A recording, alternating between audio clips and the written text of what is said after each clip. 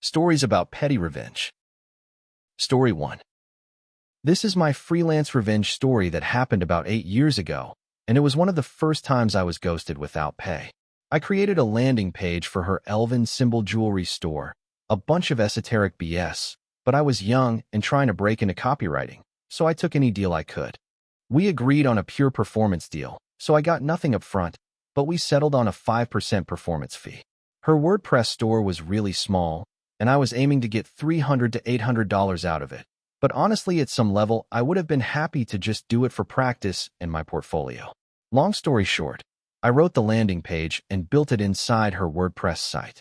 She started running some Facebook ads to it, and I was shocked to see that it was actually converting. $120 on day 1, $200 on day 2, $150 on day 3, $360 on day 4, etc. By the end of the month, that landing page brought in $6,000 in revenue.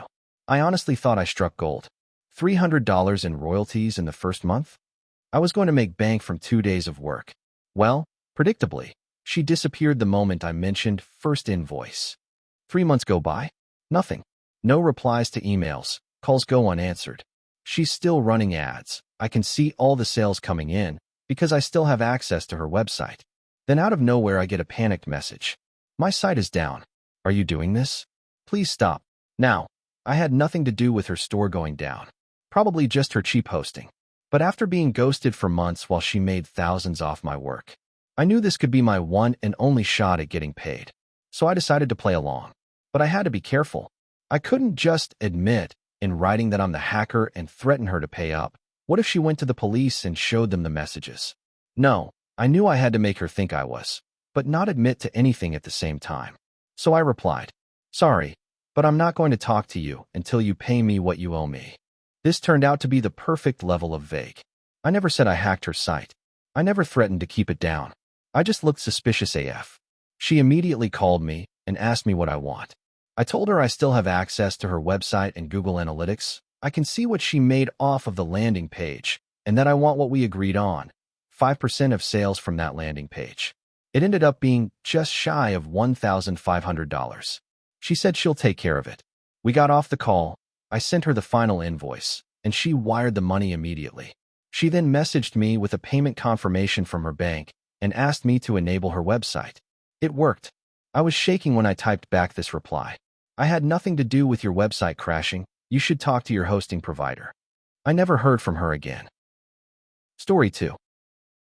I'm a truck driver, and when I'm hauling freight, I follow every road rule like it's the Bible. But on my bicycle, that's a whole different game. If some jerk in a car tries to bully me for cycling, I make it my personal mission to teach them a lesson. The best part is rubbing it in their face that I can get away with stuff they can't. No fines for me. When drivers mess with me, I might spit on their car at a red light, then run it. Or I'll cruise through a red right in front of them, daring them to follow and eat a ticket from the traffic cameras. Those cameras flash at me, and I just laugh. No license plate on my bike means no fine, while they're stuck at the light, collecting dust and a potential fine if they try to chase. So, this one time, I got to dish out some sweet revenge on a cyclist-hating driver. I'm riding along, minding my own business, when this loudmouth in a car screams at me to get off the road as he speeds by. Classic jerk. I catch up to him at the next red light, and he's already glaring at me like I ruined his day. Perfect setup. I decide to make him regret his words.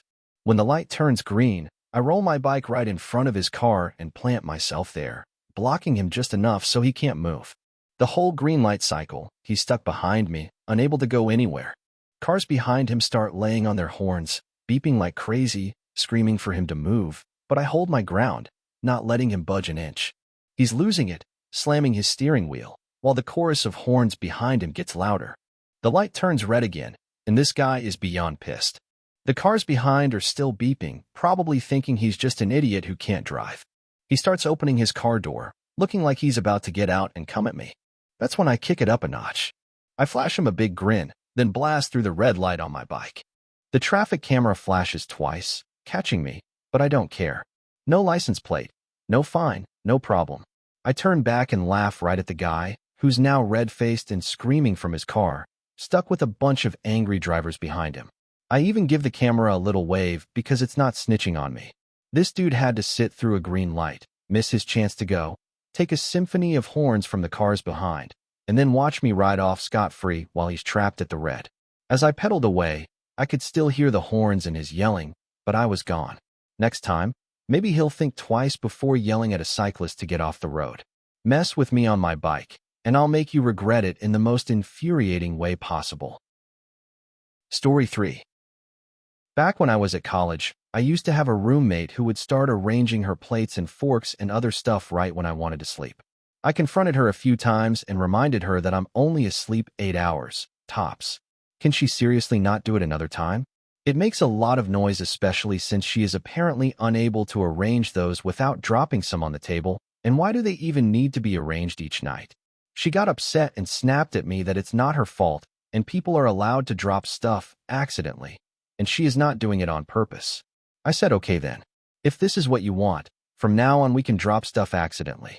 So for the next month, every time I returned from my class, she was usually asleep at that time, I would accidentally drop my shoe very hard, and it would hit the metal cabinet next to my bed and make a loud sound. Eventually, she snapped at me that dropping and throwing stuff are very different, and you are throwing something. I told her she can't prove it. If I say I'm accidentally dropping my shoe, then that's what I'm doing. She ended up changing her room after that, but it was fun while it lasted. Story 4. Over 20 years ago, I was a commuter student at a university. Parking was always limited. The most favored lot, of course, was the one closest to the buildings. One morning, I pulled into that lot and saw it was full, except someone was backing out. Excellent. I pulled off to the side to give them space so I could take the spot. Then some guy entered the lot behind me, drove past my car, and headed straight for the spot. I mean, what a D. He took advantage of the fact that I had made room for the one person to exit, using my politeness to steal my spot. Plus, his move made it difficult for the other driver to leave. Once they managed, he swooped in and took the spot I'd been waiting for. I honked at the dead. He ignored me. He just sat in his car, clearly not wanting a confrontation. I didn't want to fight anyone in a parking lot either, and I didn't want to be late for class, so I left. I parked in a remote lot and was fuming the whole walk back. It just so happened that I had to walk past that favored lot to get to class, and there was Dead's car, now devoid of the dead. So I took a moment. On all 4 tires, I unscrewed the valve stem cap, placed a small piece of gravel on the valve stem, and screwed the cap back on loosely. Then I walked away, enjoying the hiss of all his tires deflating. Story 5. I'm an ECE in a kindergarten class. I work with a control freak, self-centered, talk shit behind your back to others kind of teacher/coworker. Let's call her Kathy. Every Tuesday and Thursday of May, we are doing something called Freezy Day. For the kinders, they pay 50 cents and they get half a freezy. I get roughly 5 students with money. The money is being raised for the grade 8 graduation party/class trip. On May 22nd, one student brought in a $1.50 and said she wanted to buy 3 freezies for herself and 2 friends. Told me in the cubby room. On my break, I called her friend's parents and asked. They said yes. I did all of this without Kathy knowing, as I do the cubby duty/mail bags in the morning, checking for notes and money, storing it, making sure proper change is given back, names are written, etc. Anyways, later in the morning, a student arrives late and parades to the cubby room, proudly displaying $1. He proudly said aloud to the whole class how he brought money for a freezy for him and his bestie because he wanted to buy one for his best friend. Kathy said, "No, we don't buy freezies for our friends." I was like, that was very sweet of you, child. Hey, I don't mind calling the parents and asking if. Kathy, I don't want to start this, because then a bunch of extra money and notes and calls, they'll all start buying for each other. It's just too much to deal with. First of all, I am the only one that deals with all of that. In fact, when the freezies are being handed out, it's during the end of our second lunch, when she's not even in the classroom. By the time she gets there, all the kids are on either still packing up or are on the carpet reading books with their bags packed. The kids who bought freezies are at their lunch spot eating it. The plan, freezies for my besties. I'm going to call parents of my students during my lunch Monday next week, asking if I could buy freezies for their children. I'm not buying for all of them, but I'm buying freezies for about 15 kids. It's the last day of the freezies sale too. It's mainly the ones who deserve it or those who haven't gotten one yet. The Wednesday before, I'm taking the day off to get work done on a tattoo. I'm also taking that freezy day Thursday off to rest. Both days will be taken as unpaid as well, to avoid any HR stuff. I already have a substitute booked both days too. I'll give all the money to the grade 8 teacher the Tuesday before, and the following Friday is a PD day too. No school for children/report cards writing day.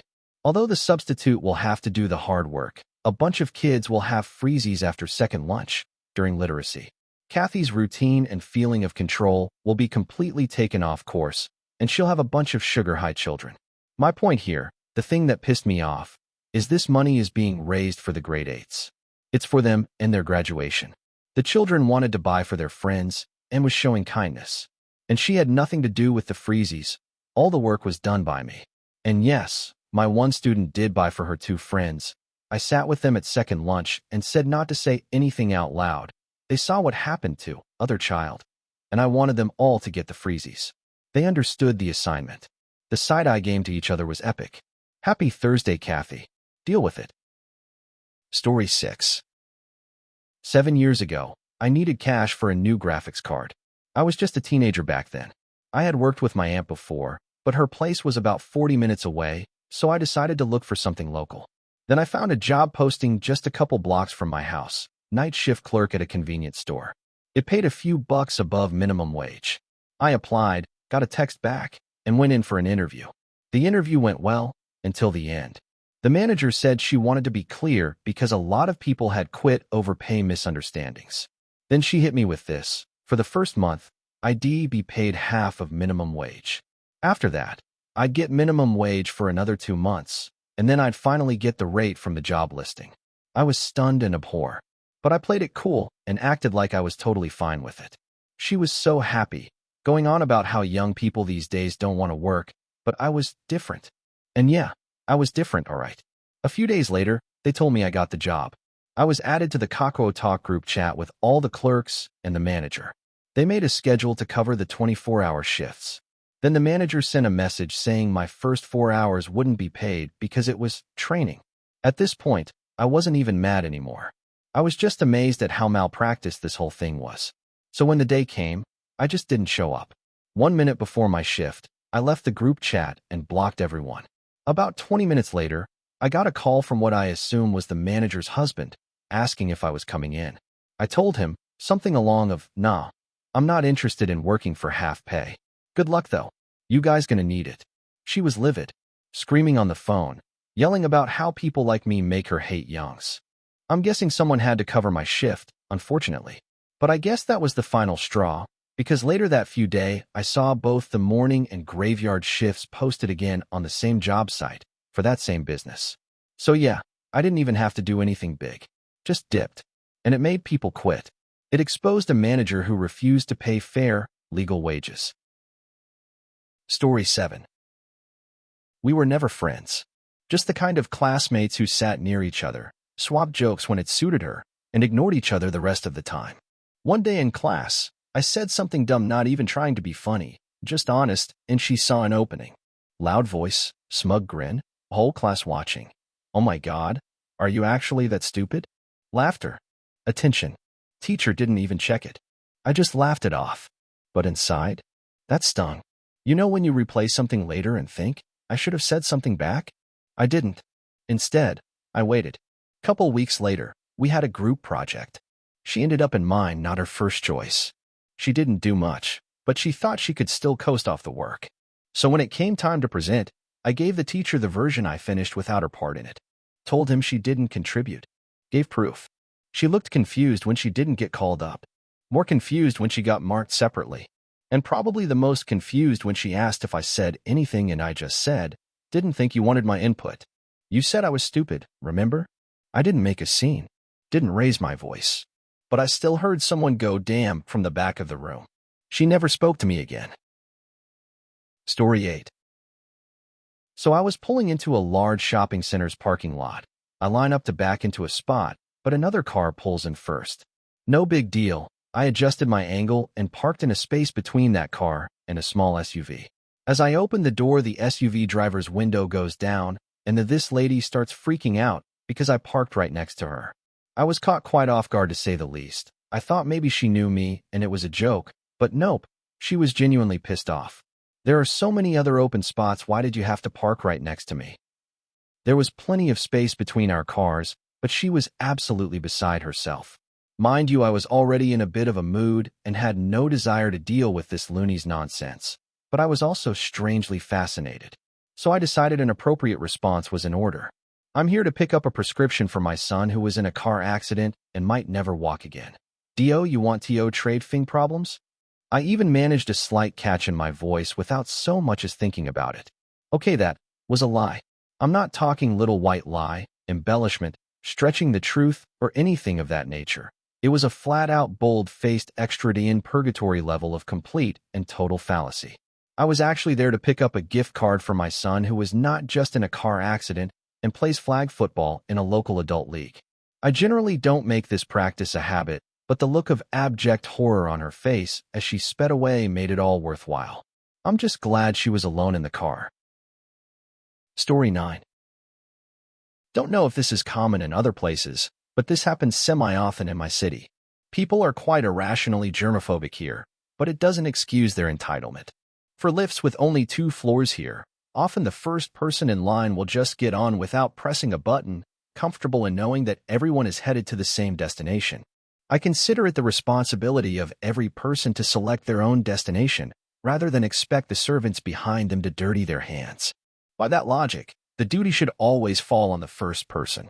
So today, I was the second and last person to enter my lift. The girl in front of me immediately retreated to the back corner, engrossed in her phone. I came in after and took up the other corner. It took her a few seconds to realize the lift wasn't moving, and she had to step back forwards and do it herself. I couldn't resist raising my head to make eye contact with her, and it took everything in me to stifle a laugh. Story 10.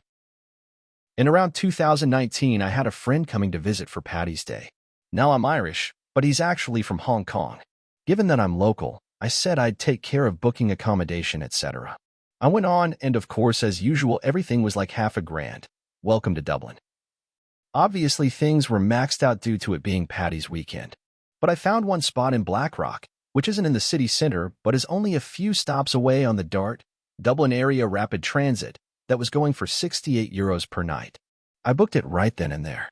The following morning, I got a notification from Airbnb saying the host wanted to up the price by €288.28, and if I would accept that.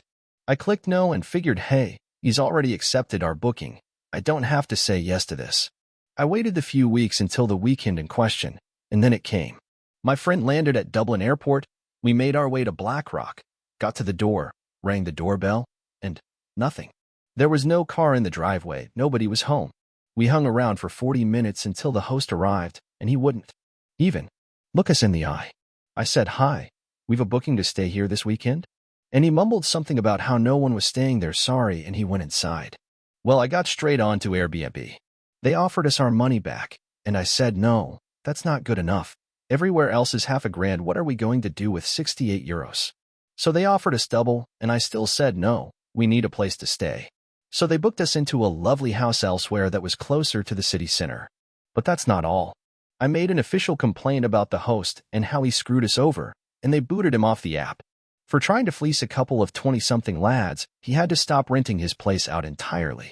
I'm a petty guy, so every couple of months I randomly think about this and check to see if he's back online yet. As of May 2025, he's still not. So I've cost him over 6 years of Airbnb. Story 11. I live in a small apartment building. Most of our neighboring tenants are quiet and no issues. We all keep to ourselves and polite when we do interact.